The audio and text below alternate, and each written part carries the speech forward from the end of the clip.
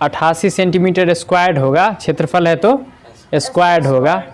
तो वो क्या है, मतलब लंबवृत्तीय बेलन है ना, लंबवृत्तीय बेलन का वक्र पृष्ठीय क्षेत्रफल दिया हुआ है और क्या दिया हुआ है, बेलन के आधार का व्यास ज्ञात करना है और ऊंचाई दी हुई है। नहीं, हमें दी हुई क्या क्या है वो देखना है। सबसे पहले किसी भी प्रश्न में पहले देखेंगे कि क्या क्या दिया हुआ है। तो दो चीज़ें हैं, पहला है ऊंचाई और दूसरा वक्र पृष्ठीय क्षेत्रफल। ठीक है, तो ऊंचाई है 14 सेंटीमीटर। लंबवृत्तीय बेलन को इंग्लिश में राइट सर्कुलर सिलेंडर कहा जाता है। बेलन दो प्रकार के होते हैं, राइट और ऑब्लिक।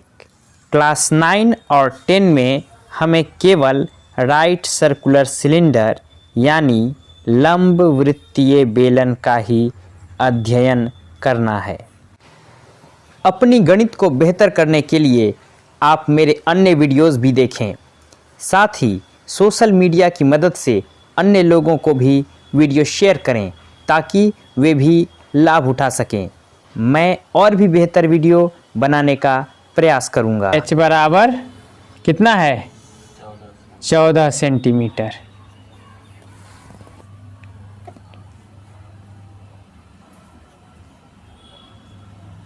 कभी कभी इसको लोग CSA भी लिखते हैं, कर्व्ड सरफेस एरिया इंग्लिश में होगा तो CSA, कर्व्ड मतलब वक्र। तो ये है 88 cm स्क्वायर्ड वक्र पृष्ठीय क्षेत्रफल है और हम जानते हैं इसका सूत्र होता है 2πr/h। r क्या है, बेलन की त्रिज्या। त्रिज्या स्त्रीलिंग है, ठीक है ना, इसलिए बेलन की त्रिज्या हम बोलेंगे। ये यहाँ पर हम 88 cm स्क्वायर लिखेंगे और इसको हम ये 2 इंटू 22 इंटू ये 2 और फिर ये सेंटीमीटर, तो 2 इंटू 22 इंटू 2 और ये क्या हो जाएगा सेंटीमीटर। तो इससे ये कैंसिल हो गया, ठीक है, 1 सेंटीमीटर। तो यहाँ पर त्रिज्या 1 सेंटीमीटर और व्यास क्या होती है, त्रिज्या की 2 गुनी होती है, इज इक्वल टू 2 सेंटीमीटर।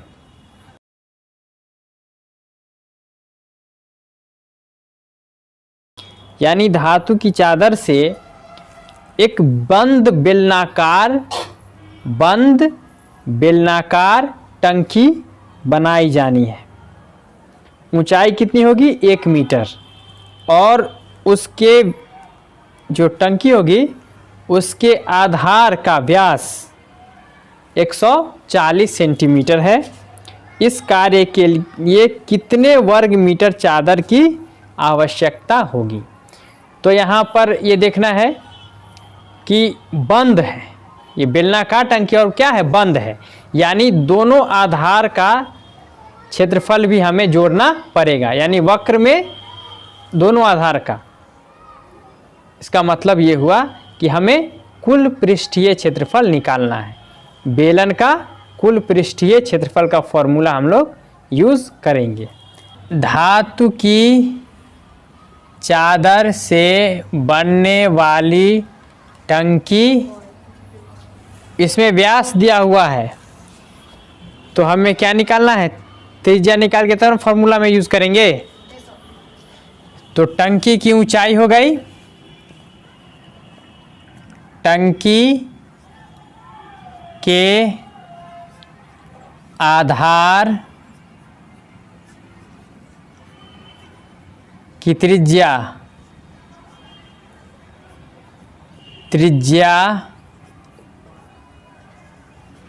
बराबर क्या होगा, व्यास बट्टे 2 और ये हो जाएगा व्यास कितना हो जाएगा, 140 है ना सेंटीमीटर और ये 2, ये 70 हो जाएगा इसे हम लिख देंगे 70 सेंटीमीटर। तो आधार की त्रिज्या मिल गई, ऊंचाई मिल गई। आर का मान कितना 70 सेंटीमीटर, आर प्लस एच यानी 70 cm प्लस एच का मान है 100 cm। अब ये 7 दहाई 70, तो ये 440 हो गया सेंटीमीटर, और ये इसको मल्टीप्लाई करना पड़ा किससे 170, ये सेंटीमीटर हो गया। तो हम लिख सकते हैं cm स्क्वायर्ड को मीटर स्क्वायर्ड में बदलने के लिए हमें 10,000 से भाग देना पड़ेगा, क्योंकि 1 मीटर स्क्वायर्ड होता है 10,000 सेंटीमीटर स्क्वायर्ड। इसलिए जब 10,000 से भाग देंगे इसमें तो यह हो जाएगा 7.48। अब देखिए बाद में 2 जीरो का यहाँ कोई वैल्यू नहीं रहेगा, तो ये मीटर स्क्वायर्ड में इतना आंसर होगा। तीसरा सवाल है, धातु का एक पाइप 77 सेंटीमीटर लंबा है, इसके एक अनुप्रस्थ काट का आंतरिक व्यास 4 सेंटीमीटर है और बाहरी व्यास 4.4 सेंटीमीटर है। यह आकृति में ऐसे दिखाया गया है, देखिए इस तरह से, यहाँ देखिए। तो ज्ञात करना है आंतरिक वक्र पृष्ठीय क्षेत्रफल, बाहरी वक्र पृष्ठीय क्षेत्रफल और कुल पृष्ठीय क्षेत्रफल। तो इसमें एक वर्ड आया है अनुप्रस्थ काट। अनुप्रस्थ काट को इंग्लिश में क्रॉस सेक्शन कहते हैं। यहाँ क्रॉस सेक्शन वृत्ताकार है। यहाँ पाइप की लंबाई को h से सूचित किया गया है, जबकि आंतरिक त्रिज्या को छोटी r और बाहरी त्रिज्या को बड़ी r से। ये 2πRh है, तो इसे हम अगर 2r ऐसे लिख लें, फिर पाई लिख लें और h लिख लें तो कोई दिक्कत नहीं होगी। 2 × r यानी व्यास, 2 गुने त्रिज्या क्या है व्यास। तो यहाँ पर हम इसके जगह पे लिख सकते हैं 2, ये है ना 2r यानी व्यास, और व्यास दिया हुआ है 4 सेंटीमीटर। उसके लिए कितना दिया हुआ है 4 सेंटीमीटर।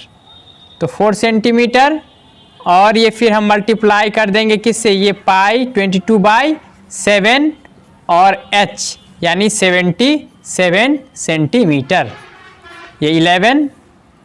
अब ये हो गया, अब मल्टीप्लाई करेंगे तो 88 × 11 cm स्क्वायर्ड।